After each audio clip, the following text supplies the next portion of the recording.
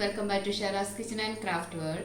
ഇന്നത്തെ നമ്മുടെ റെസിപ്പി എന്ന് പറഞ്ഞാൽ ക്രിസ്മസിൻ്റെ കേക്ക് മാത്രം പോരാല്ലോ, നമുക്കൊരു വൈനൂടെ ഉണ്ടാക്കി നോക്കാം. അതിനുവേണ്ടി ഞാൻ ബനാന എടുത്തിരിക്കുകയാണ്. പാളയത്തോടൻ ബനാനയാണ്. ഒരു 10 11 എടുക്കണം. ചെറുതാണെങ്കിൽ വലുതാണെങ്കിൽ 10, ചെറുതാണെങ്കിൽ ഒരു 11 എടുക്കണം. നമുക്ക് ഇവിടെ ആദ്യമേ സർക്കിളായിട്ട് കട്ട് ചെയ്യാം.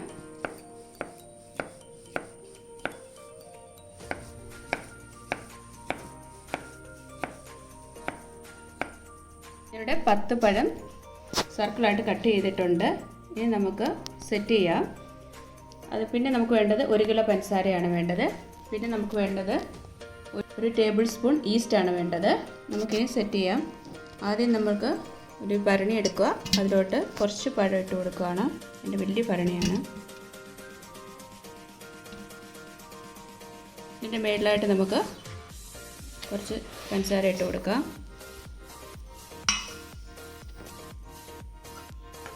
ഇനി അതിൻ്റെ മേളിൽ പഴം ഇട്ട് കൊടുക്കാം.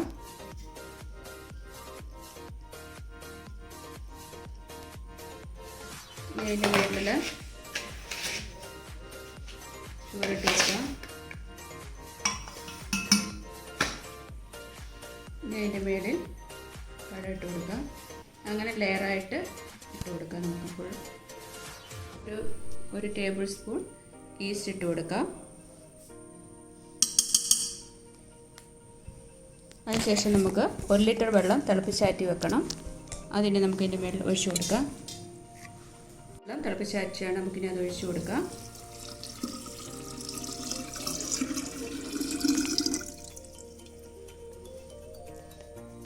തവി ഇട്ടൊന്ന് ഇളക്കി എടുക്കാം.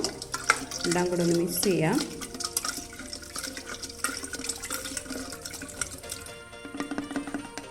നമുക്കിനി ഇത് അടച്ചു വെച്ച് 10 ദിവസം കഴിയുമ്പോൾ നമ്മുടെ വൈൻ റെഡിയാവും. നമുക്കിതിന് നല്ല ടൈറ്റായിട്ട് അടച്ചു വെക്കാം. ഒന്നിട വിട്ട് നമ്മൾ തവിയിട്ട് ഇളക്കുക. അതിനുശേഷം നമുക്ക് 10 ദിവസം കഴിയുമ്പോൾ വൈൻ എടുക്കാവുന്നതാണ്. കഴിഞ്ഞു. നമുക്കിനി നമ്മുടെ വൈൻ തുറന്ന് നോക്കാം എങ്ങനെയുണ്ടെന്ന്. നമുക്കിനി ഇത് നല്ലതായിട്ട് ഇളക്കാം. നല്ല സ്മെല്ല് വരുന്നുണ്ട്. നമുക്കിനി അത് അരിച്ചെടുക്കണം.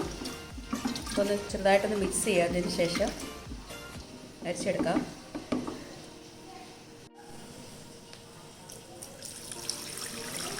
ഉണ്ടാക്കിയ സമയത്ത് 1 കിലോ പഞ്ചസാര വേണമായിരുന്നു. അതിൽ നിന്ന് ഞാൻ 1 കപ്പ് മാറ്റി വെക്കണം.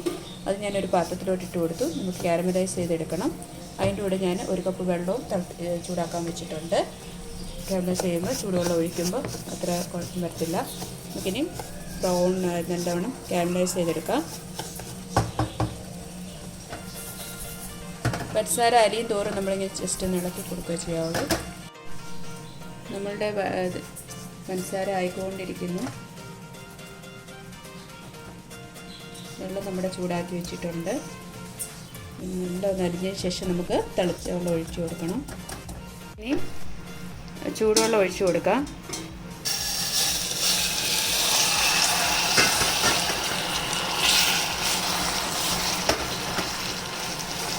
രണ്ടും കൂടെ തിളച്ചെടുക്കായിരുന്നു.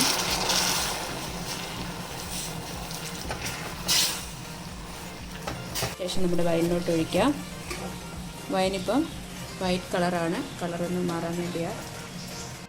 നമ്മുടെ വൈനിലോട്ട് നമുക്കിനി കാരമലൈസ്ഡ് ഷുഗർ ഒഴിച്ചു കൊടുക്കാം. നല്ലൊരു ഗോൾഡൻ കളറാവും. ഇത്രയേ ഉള്ളൂ. നമ്മുടെ വൈനിൻ്റെ പ്രോസസ്സ് കഴിഞ്ഞു. 10 ദിവസത്തെ പരിപാടിയേ ഉള്ളൂ. ആർക്കും ചെയ്യാം. കൊച്ചു കുട്ടികൾക്ക് വരെ ഉണ്ടാക്കിയെടുക്കാവുന്നേ ഉള്ളൂ.